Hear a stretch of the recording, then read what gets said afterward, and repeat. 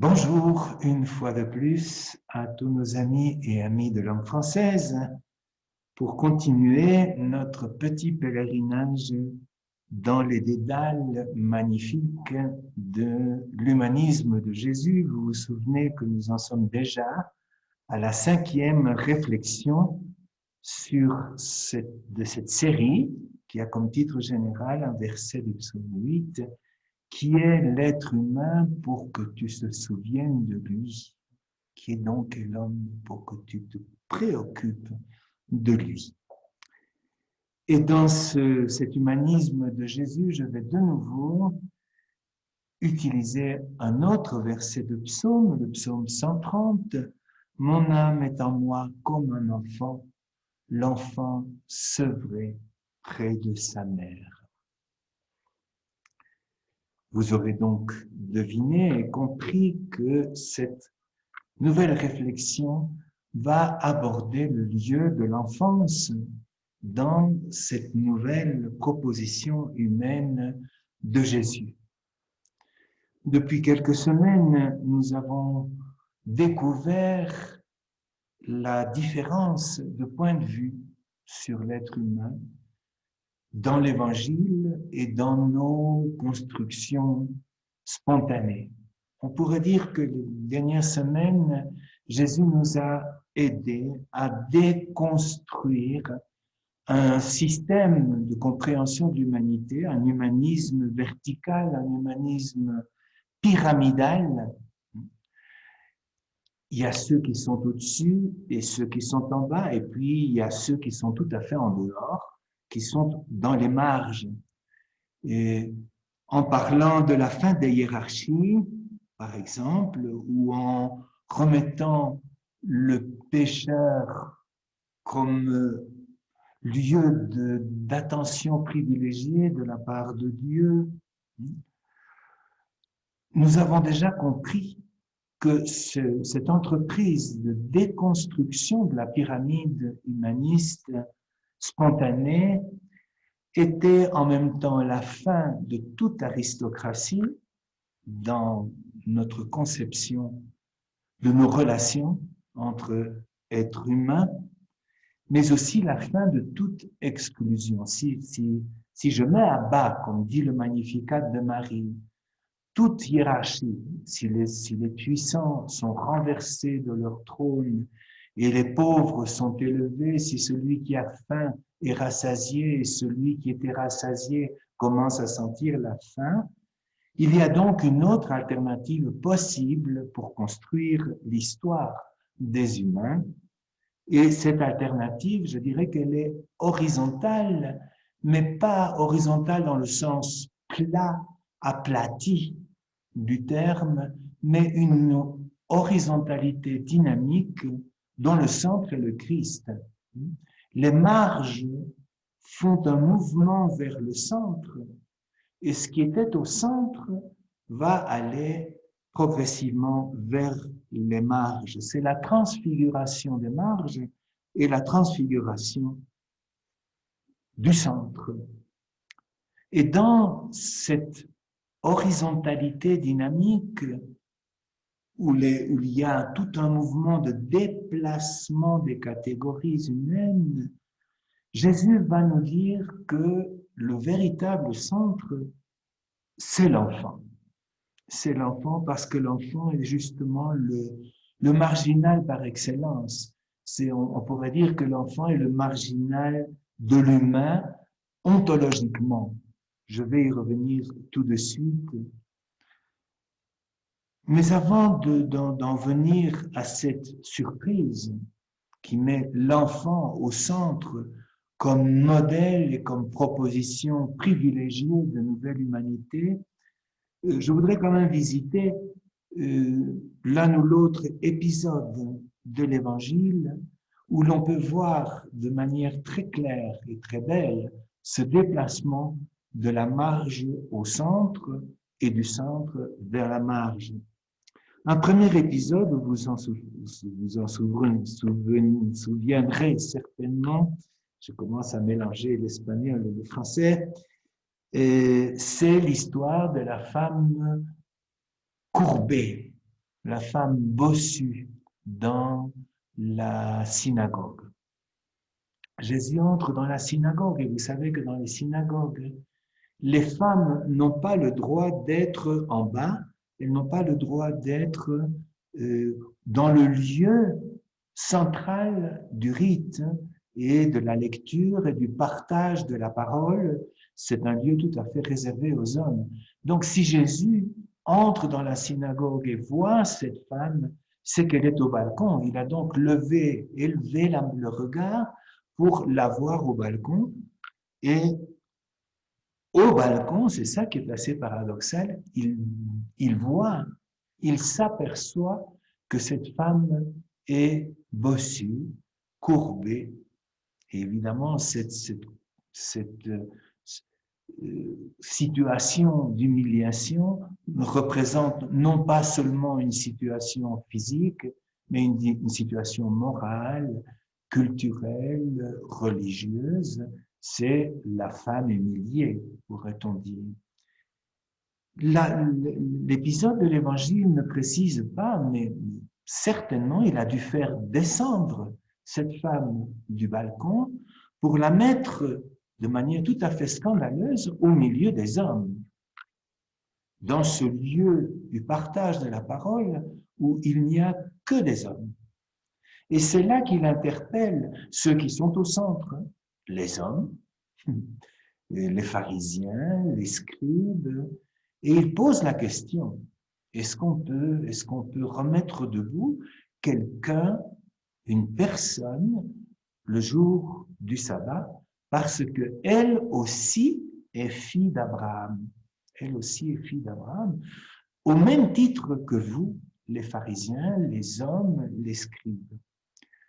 Il va donc remettre debout, rendre droite cette personne, lui rendre toute sa dignité et lui rendre sa parole, lui donner la parole, parce qu'elle ne l'a jamais eue probablement, dans la religion des hommes.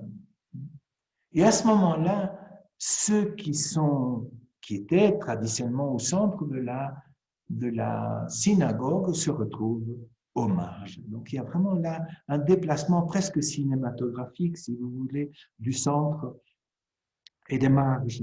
Il y a un autre épisode, toujours dans la synagogue. Évidemment, la synagogue est comme le paradigme de ce déplacement religieux, de ce déplacement humaniste.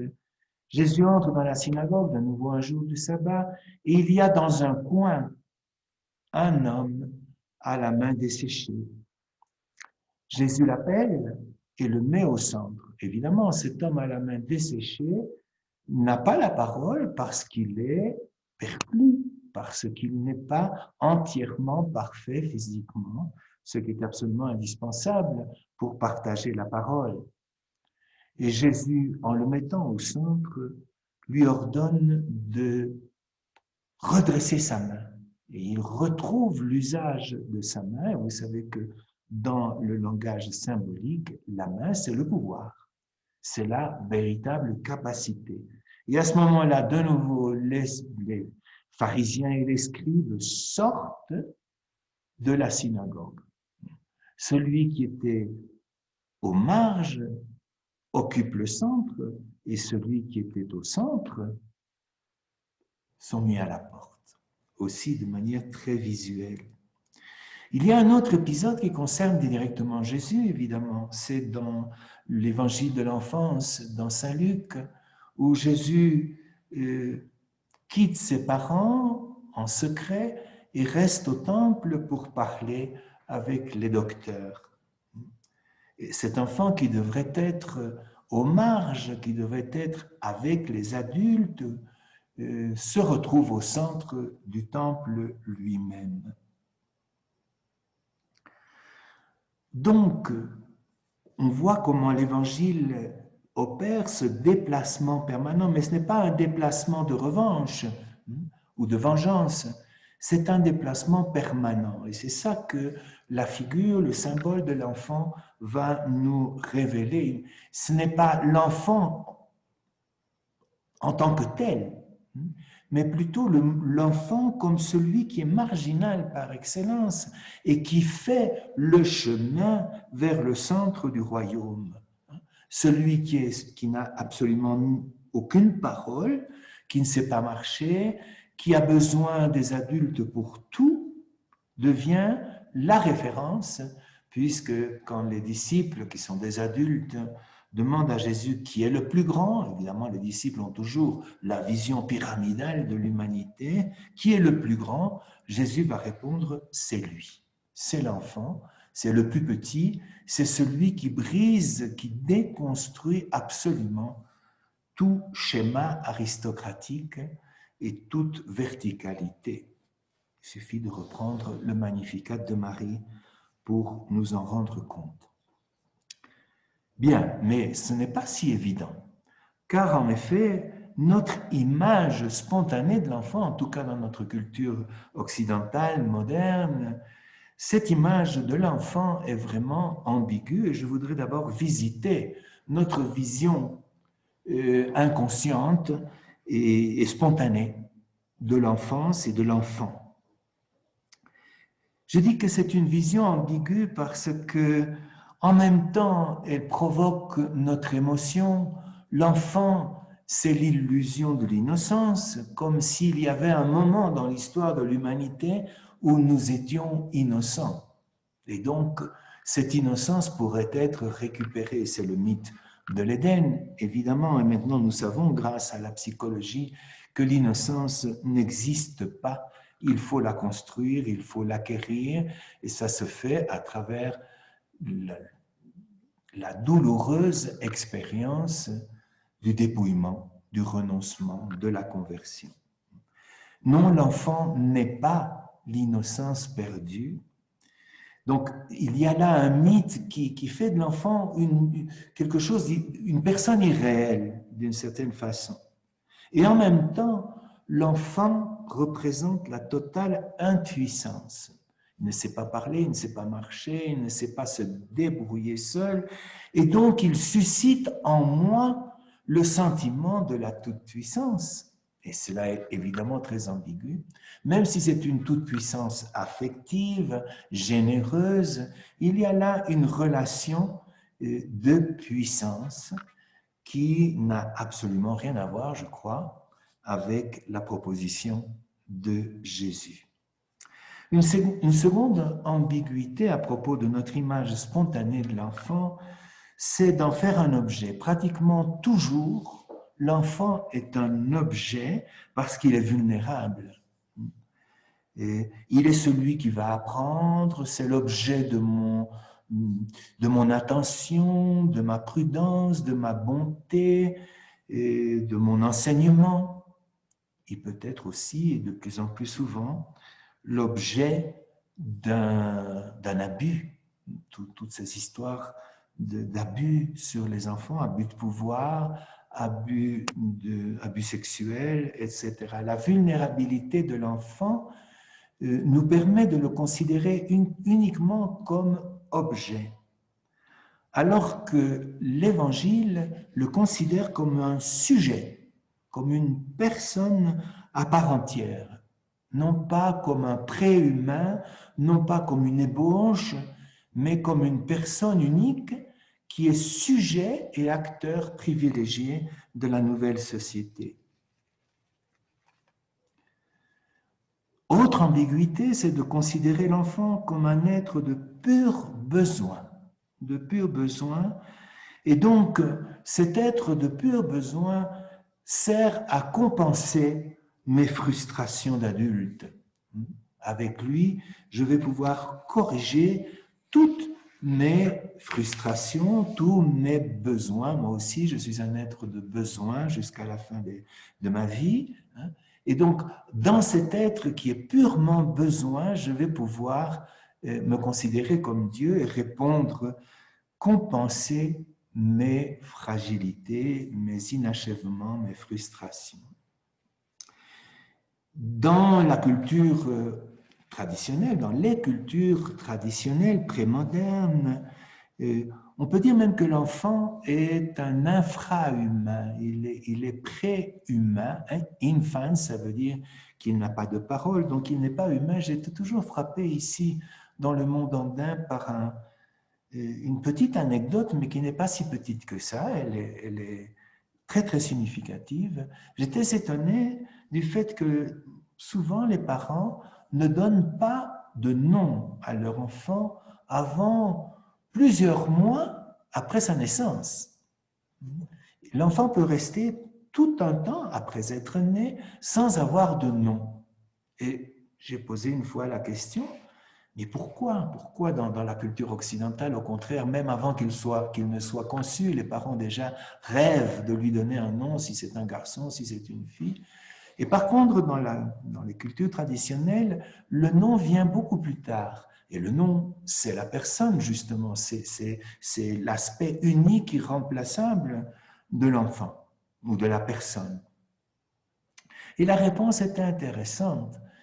Tant que nous ne sommes pas sûrs que l'enfant va pouvoir survivre et pouvoir se débattre dans la vie, il ne convient pas de lui donner un nom. Donc il n'existe que quand on est plus ou moins sûr qu'il va pouvoir survivre.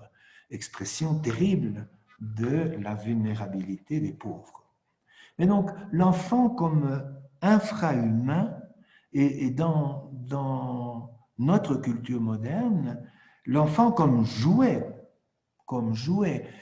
j'ai beaucoup de réticences et de questions devant cette revendication moderne du droit à l'enfant, comme si nous avions un droit à avoir un enfant comme un petit jouet. C'est le droit d'enfanter des femmes, c'est le droit d'engendrer, c'est le droit d'avoir une descendance, comme si l'enfant m'appartenait comme un droit, c'est-à-dire comme un jouet. Voilà, ce sont les grandes ambiguïtés de notre vision de l'enfant. Et bien entendu, ce n'est pas de cet enfant-là qu'il s'agit quand, dans la grande entreprise de déconstruction de l'aristocratie humaniste et de la proposition d'un horizontalisme centripède, dynamique, d'un mouvement de déplacement permanent, Jésus nous propose l'enfant, ce que j'appellerais l'enfant évangélique, comme critère et comme modèle. Alors, qui c'est l'enfant évangélique? Qu'est-ce que c'est que l'enfance spirituelle?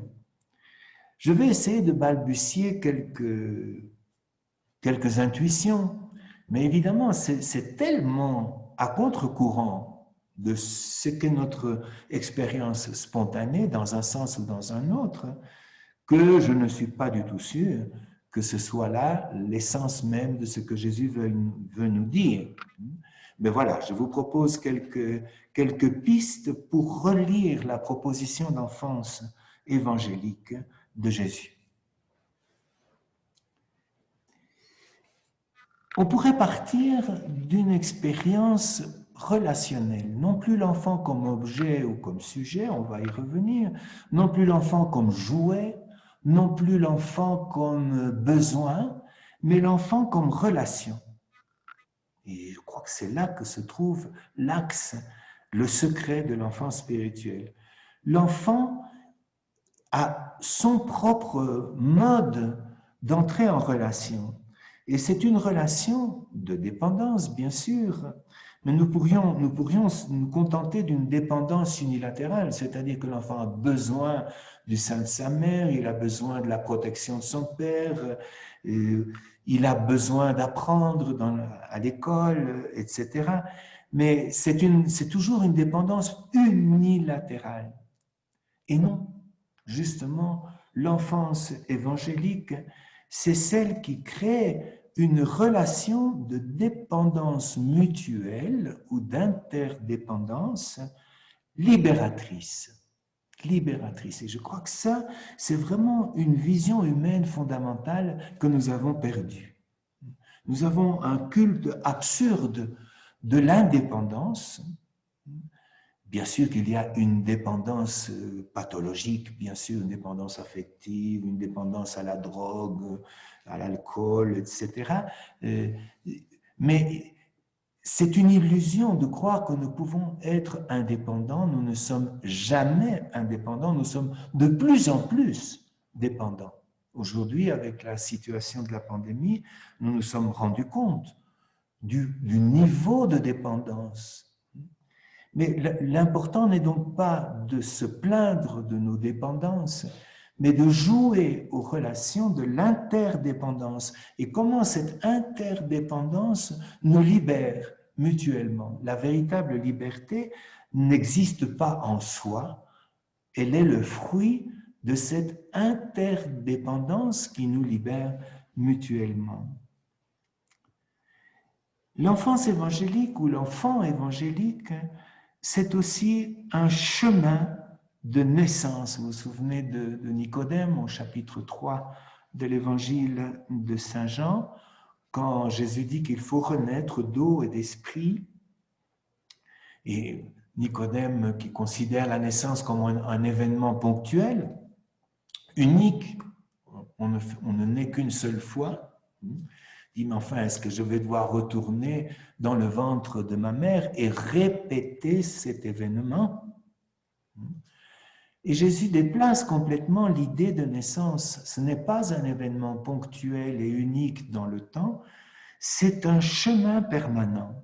Il s'agit de naître et de renaître constamment. Peut-être que nous pourrions dialoguer à ce sujet avec les religions orientales à propos des renaissances cycliques.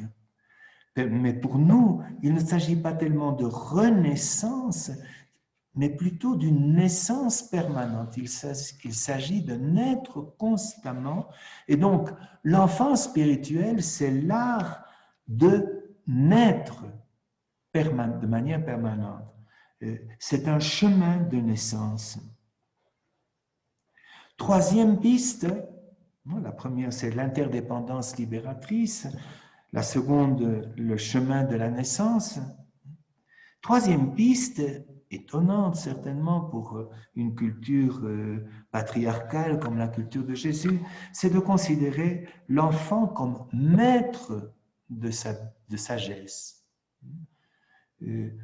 On est tout à fait d'accord pour dire que l'enfant doit être un élève, un disciple, qu'il a besoin de maître. Et comment considérer l'enfant comme le maître de la sagesse? De nouveau, l'épisode de Jésus au milieu des docteurs du temple est tout à fait significatif.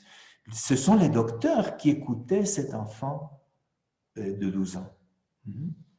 Et ici, je voudrais faire une différence entre savoir, connaissance, et sagesse.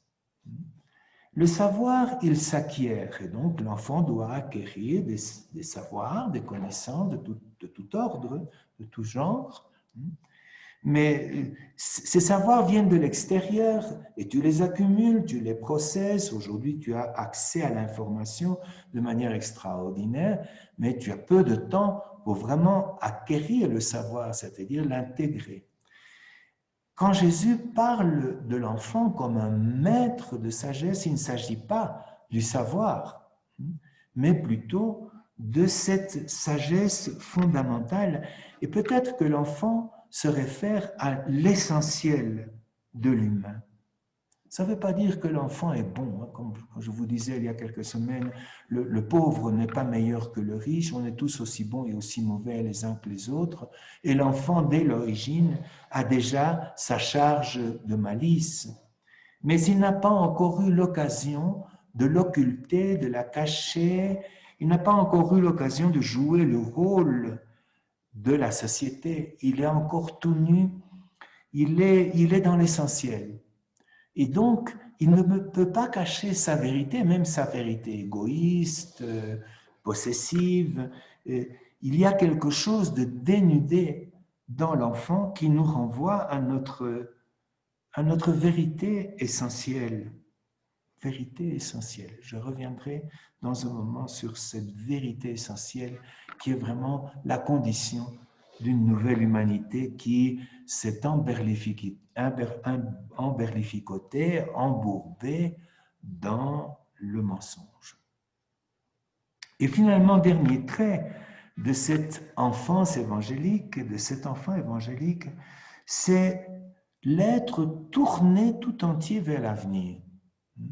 Les yeux tournés vers l'avenir, l'enfant ne possède rien en dehors de l'avenir, en dehors de l'utopie.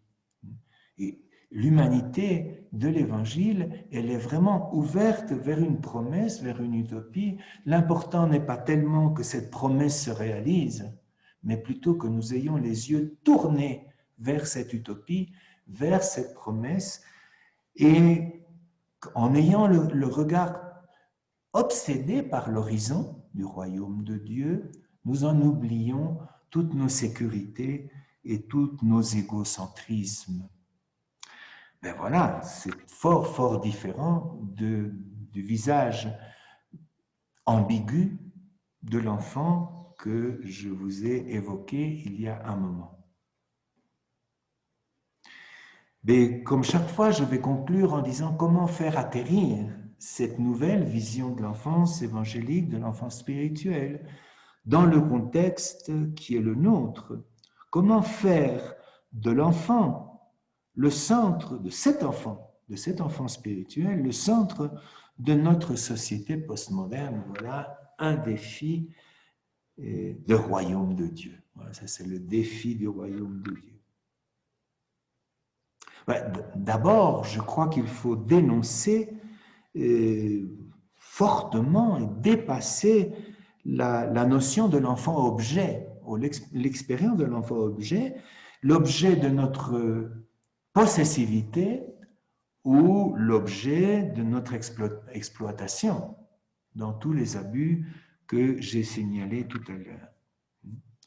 Rappelez-vous la belle expression de Khalil Gibran dans Le Prophète qui dit « Vos enfants ne sont pas vos enfants, ils sont les fils du vent », si je me souviens bien de la citation.